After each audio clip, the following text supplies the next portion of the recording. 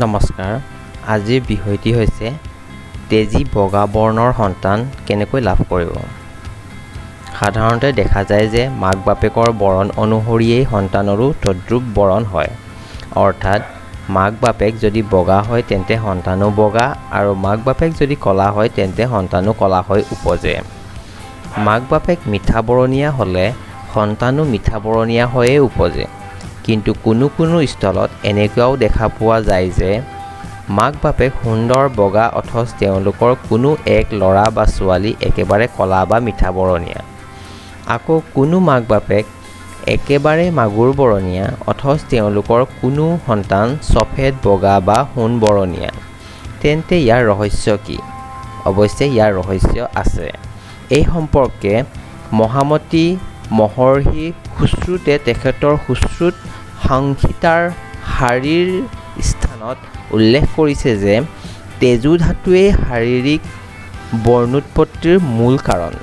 সেই তেজু ধাতু গৰ্ভোৎপত্তিৰ সময়ত যদি অধিক পৰিমাণে জলীয় ধাতুৰ সৈতে মিলিত হয় তেন্তে সেই গৰ্ভোৎ সন্তান মাক বাপেক যেনে বৰণৰেই নহওক গৌৰ বৰ্ণৰ, সোণ বৰণীয়া বা তেজী বগা হৈ জন্মগ্ৰহণ কৰে।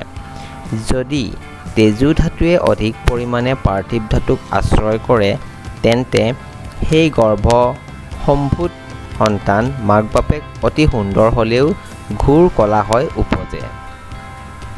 তেজু ধাতু অধিক পৰিমাণে পাৰ্থিৱ আৰু আকাশীয় ধাতুৰ সৈতে মিলিত হ'লে সেই গৰ্ভসম্ভূত সন্তান ক'লা কিম্বা শাও বৰণীয়া হৈ উপজে।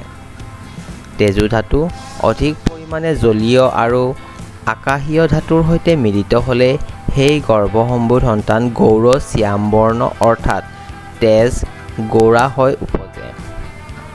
এয়ে সন্তানৰ বৰ্ণভেদৰ প্ৰধান কাৰণ।